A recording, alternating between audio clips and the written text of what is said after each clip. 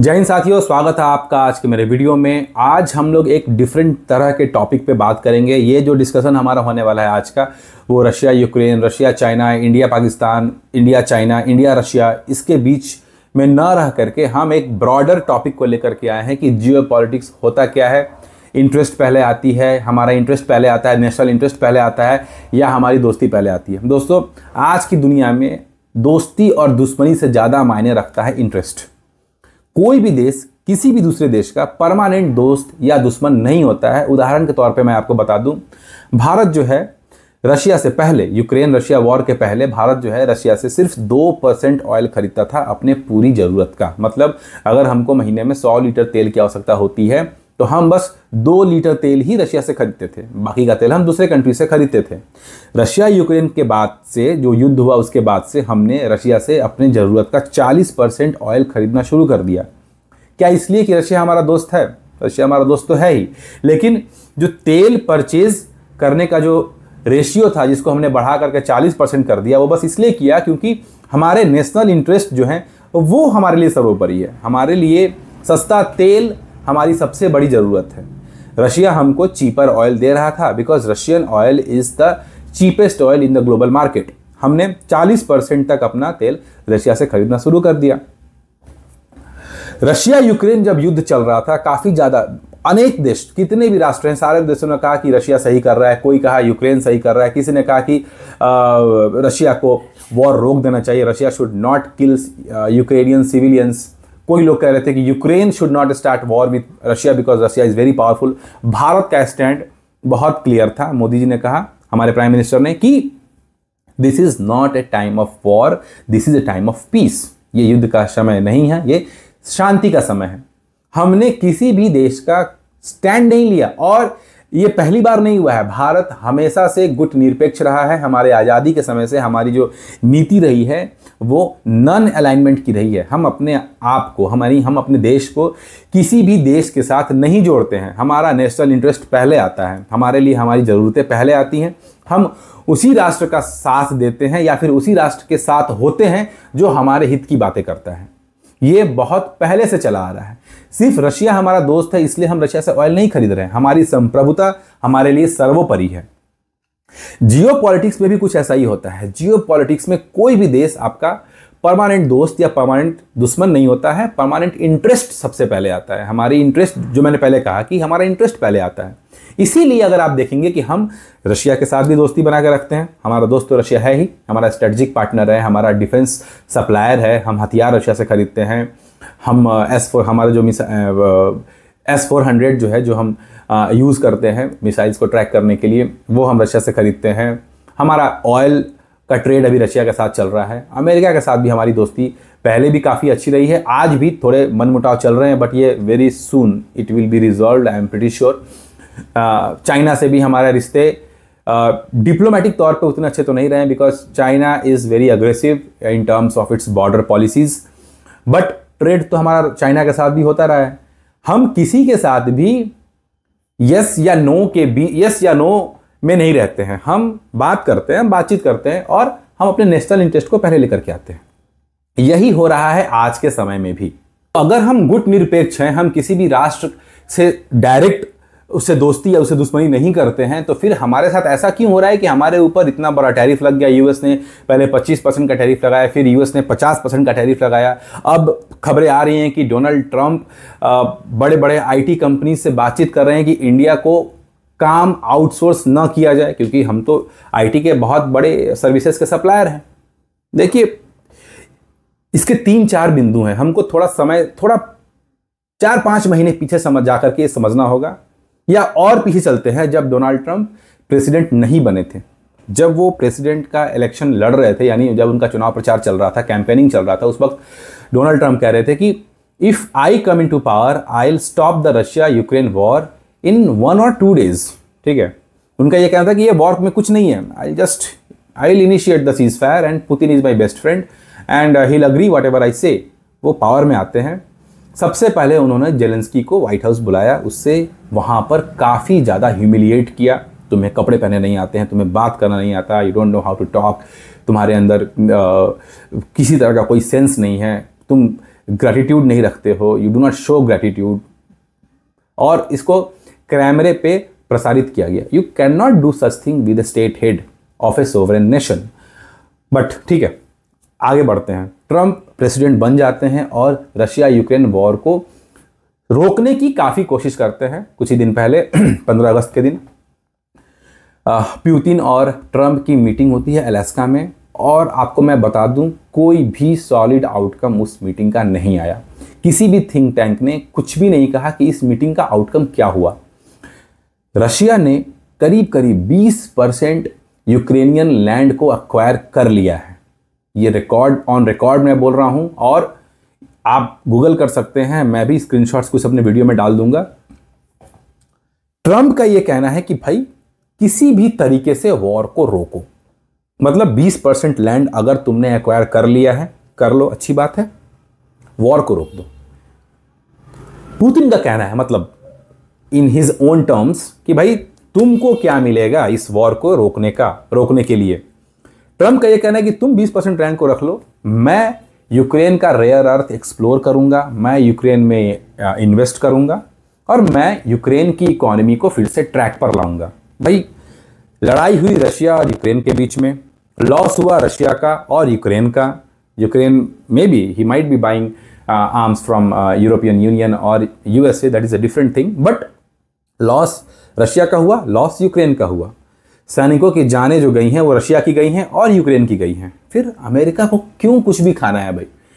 This is what Putin understanding is. See, Putin is a great leader, he is a futuristic, his opinions are always futuristic.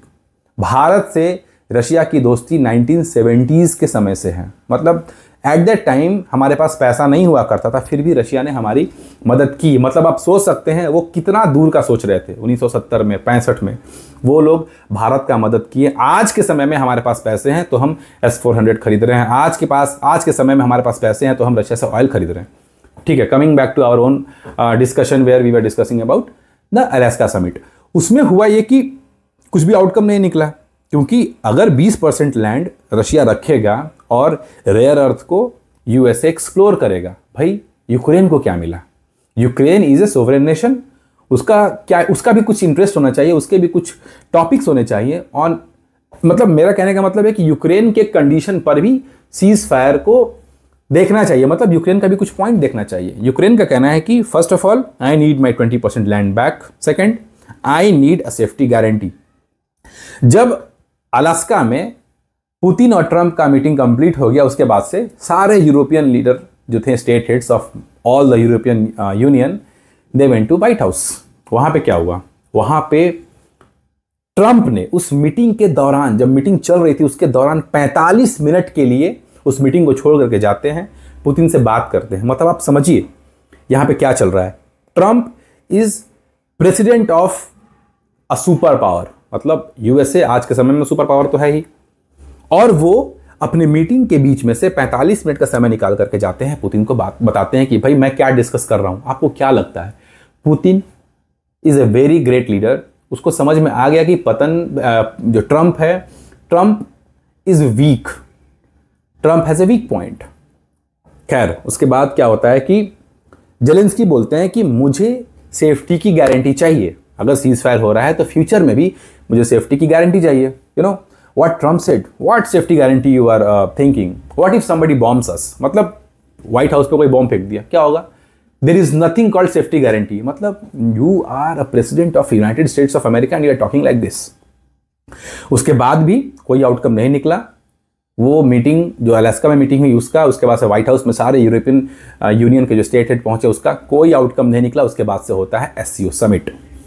SCO summit जब होता है तो इसमें Xi Jinping पहुंचते हैं, मोदी जी पहुंचते हैं और रशिया पहुंचते हैं। पहुंचे तो नवाज शरीफ भी हैं, but will not talk about him. उसमें बहुत ज़्यादा डिस्कशन हुआ, बहुत सारे फोटोज़ निकल के आए, वीडियोज़ निकल के आए, दोनों देशों के स्टेट हेड भी आपस में बैठ करके बातचीत की। ये सब कुछ डाइजेस्ट नहीं हुआ ट्रंप को। थोड़ा और पीछे चलते हैं।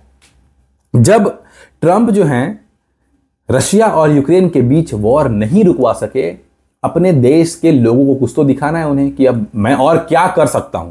वॉर तो मैं नहीं रुकवा पाया, मैं और क्या कर सकता हूं। उन्होंने कहा कि India is buying Russian oil, 40% of Indian oil requirement are getting fulfilled by Russia.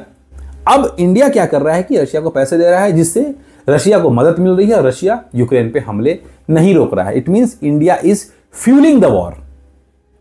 आप समझिए कि रशियन ऑयल जो है वो चाइना भी खरीद रहा है, रशियन गैस जो है यूरोपियन यूनियन खरीद रहा है, Russian gas even United States of America खरीद रहा है। अगर रशियन ऑयल खरीदना ही एक मात्र रीजन है जिसके वजह से इंडिया के ऊपर टैरिफ लगा है, तो यूएसए को तो यूएस के ऊपर टैरिफ लगाना चाहिए, because US is also buying Russian gas.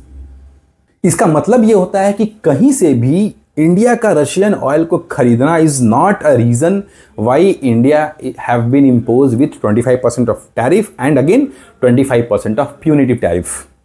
अब समझिए, थोड़ा और समय के पहिए को थोड़ा और पीछे ले चलते हैं। पहलगाम अटैक होता है और इंडिया पाकिस्तान के टेरर कैंप्स पे हमला करता है। युद्ध चलता है 3 दिन तक। पाकिस्तान भी जवाब देता है, पाकिस्तान के भी ड्रोन्स हमारे तरफ आते हैं, हमने भी काफ़ी ज़्यादा मिसाइल अटैक उनके ऊपर किया।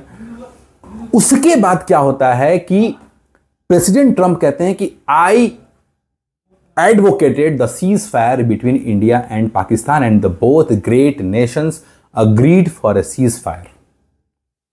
सीज फायर हो भी जाता है, लेकिन भारत का कोई भी ग्रेट लीडर या फिर कोई भी स्टेट हेड जिसके बातों को आप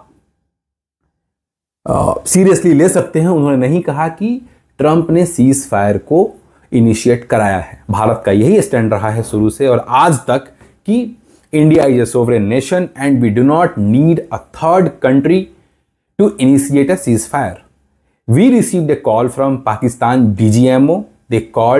They made a call to our DGMO and both nation army personnel agreed for a ceasefire and there is no role of Donald Trump. Even हमारे प्रधानमंत्री मोदी ने पार्लियामेंट से कहा कि सीज फायर कराने में किसी भी तीसरे देश का हाथ नहीं है। उसके बाद से हमने एक डेलीगेशन बनाया जो यूरोपियन यूनियंस में गए, अमेरिका भी गए, काफ़ी देशों में जाकर के हमने ये बताया कि why we started operation Sindoor and why we stopped because we got a call from Pakistan and obviously we did not want the war to escalate. We told them that we have only targeted your militant camps and that's all what we wanted.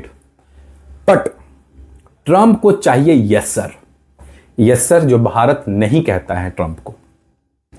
Trump ने 42 बार कहा कि भारत और पाकिस्तान के बीच cease fire मैंने कराया, जबकि ऐसा कुछ हुआ ही नहीं। भारत ने हर मंच से कहा कि भाई आपने सीज फायर नहीं कराया। हमने डोनाल्ड ट्रंप को नोबेल पीस प्राइज के लिए भी वाउच नहीं किया and Trump did not like this. मैं आपको बता दूं, जब आसिम मुनीर गया था white house for delicious lunch and all, उस वक्त भी ट्रंप की कोशिश थी कि मोदी जी को बुलाया जाए और इन दोनों की मीटिंग करा दी जाए। भाई क्यों करेंगे मोदी जी मीटिंग तुम्हारे साथ?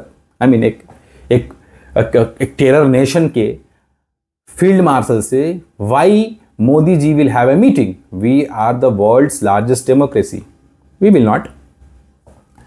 तो ये सब मुख्य कारण है जिसके वजह से ट्रंप जो है गुस्सा हो गया। भाई हमने यस सर नहीं किया because we are not Pakistan.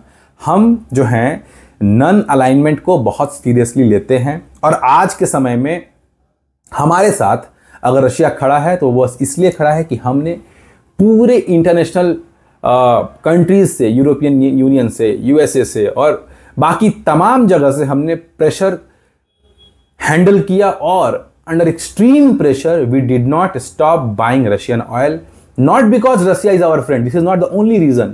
हमारा नेशनल इंटरेस्ट पहले आता है। मैं आपको बता दूं कि मेरे एक पुराने वीडियो में मैंने कहा था कि जो टैरिफ होता है, tariff is not something you can impose on other nation. Trump अगर टैरिफ लगा रहे हैं 50% इंडिया के ऊपर, समझने वाली बात है कि ट्रंप कहते हैं कि मैंने 50% टैरिफ इंडिया के ऊपर लगाया। एक्चुअली में जो टैरिफ लगता है वो अमेरिकन कंपनीज को पे करना होता है।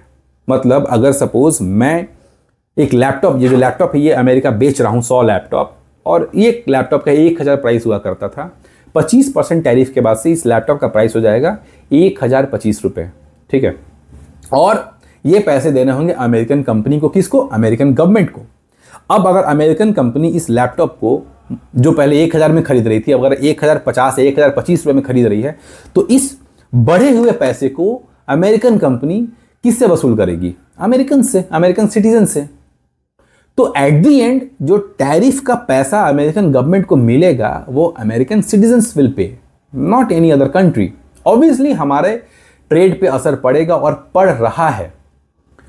हमारे जो व्यापारी थे जो सामान को इजीली यूएस मार्केट में सेल कर पा रहे थे, अब हमें परेशानी होगी, प्राइस काफ़ी कॉम्पिटिटिव हो जाएगा, मतलब हमारे सामान महंगे हो गए। तो अगर अमेरिकन कंपनीज को कोई और सप्लायर मिलता है किसी और कंट्री से, वो वहाँ जाएगा।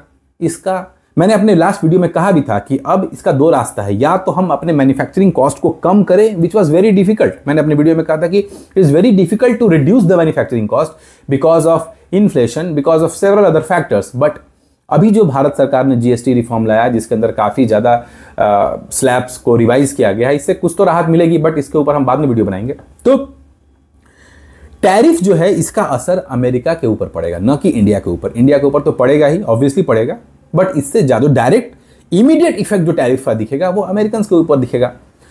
ट्रंप का ये कह रहे हैं कि इंडिया बहुत ज़्यादा टैरिफ लगाता है यूएस प्रोडक्ट्स के ऊपर, यूएस कंपनीज के ऊपर, और हम बदले में टैरिफ कम लगाते हैं।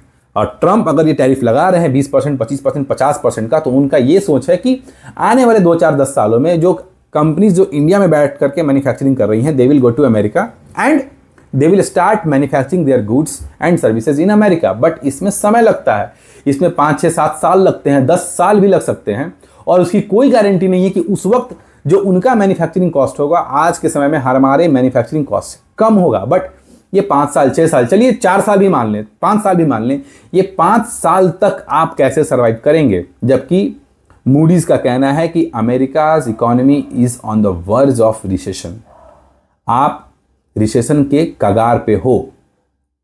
ऊपर से Donald Trump federal tax rate को कम करने की भी बात कर रहे हैं। मतलब I am not an economist, but मुझे इतना समझ में आ रहा है कि जॉब का लॉस अमेरिका में भी हो रहा है, इंडिया में भी हो रहा है। इसके बावजूद आप अमेरिका में महंगाई को बढ़ा रहे हो और आप फेडरल टैक्स रेट्स को भी कम करने की कोशिश कर रहे हो। मतलब समझिए 100 रुपए का सामान हो जाएगा 120 रुपए में।